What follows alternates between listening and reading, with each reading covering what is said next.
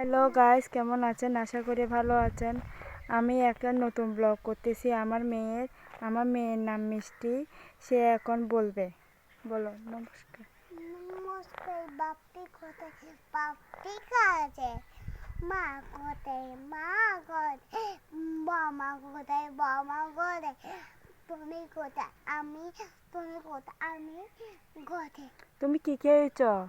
আমি কমলা খাইছি, চা খাইছি, কলা খাইছি। তুমি ভালো মেয়ে? হ্যাঁ। তুমি এখন কি করো? আমাকে ছবি তুলছে। কোথায়? তুমি স্কুলে যাও? হ্যাঁ। এদিকে তাকাও।